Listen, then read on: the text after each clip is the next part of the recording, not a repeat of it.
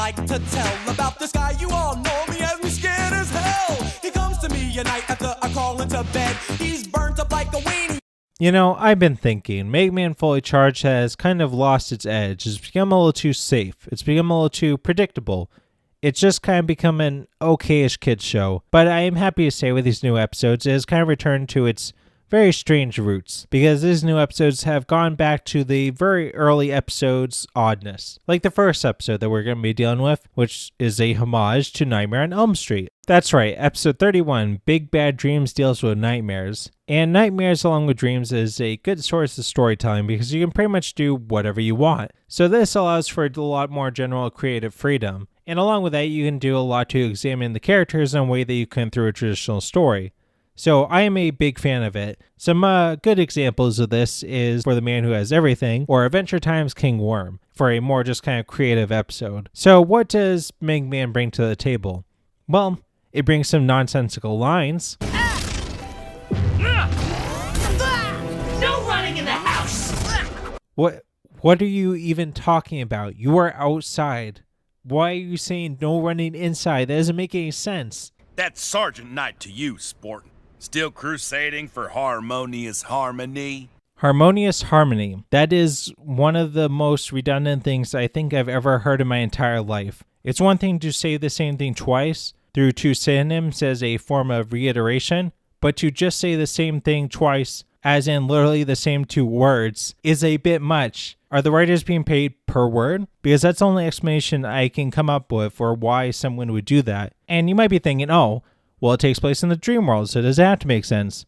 Nope, this is actually Sergeant Racism saying it, and even actual Namagem saying it in the dream world, because we find out that Namagem is influencing Mega Man's dreams. And I don't quite understand how, because it's implied like it's Hypno Woman's powers, which that makes kind of sense. But we don't ever see Namagem like affect Mega Man. He never gets infected at all or anything. I guess I can headcanon it away by saying past fights, he somehow can residually do it now. Sure, why not? And somehow, though, despite the fact that he got only mentally affected, when he wakes up after the dream, he is physically injured. And at first I was thinking, oh, well, maybe this is actually still in the dream world. And like, are they actually trying to be kind of subtle about this? And furthermore, he has like a shirt, Boxstar Mega Man on. I'm like, oh, so this is going to turn out to be the Nightmare realm still. So like, okay, cool. They're actually doing some cleverness with that. No, that is actually the real world. Somehow he's just getting physically injured.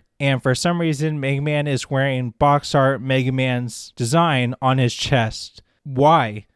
Maybe it still is, because at the end, he walks in front of a mirror, and instead of showing his Aki body, it shows Mega Man.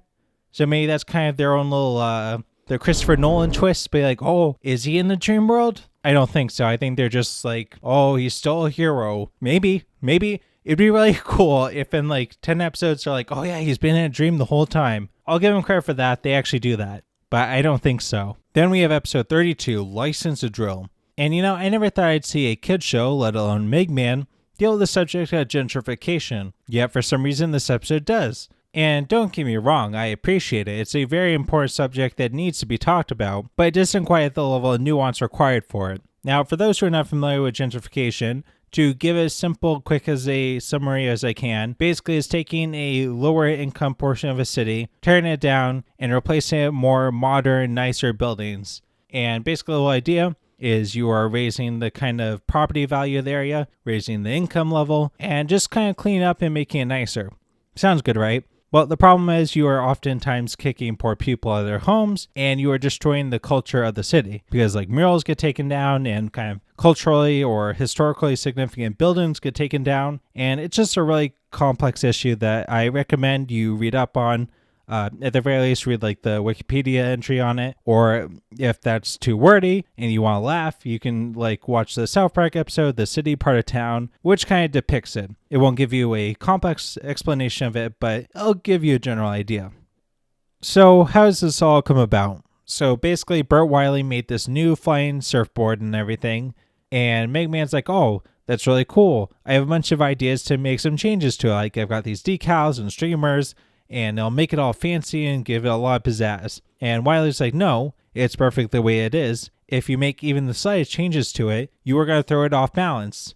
See where this is going? So they're kind of bickering about it when suddenly they see this building being made. And for some reason, this sets off Megman's alarms, and he decides to sneak up to it. He does this really funny sneak. Not the hour. No overtime either. So yeah, it turns out Drill Man's back, but this time instead of drilling things and destroying things, he's just making buildings. And seemingly through pretty legit means. Like, he has this mysterious benefactor, which is clearly Sergeant Racism, which bunch of questions about how he got enough money to fund a ton of buildings being built, but that's whatever. And he's just doing this, and I'm just gonna let this scene play out, and you tell me what it sounds like.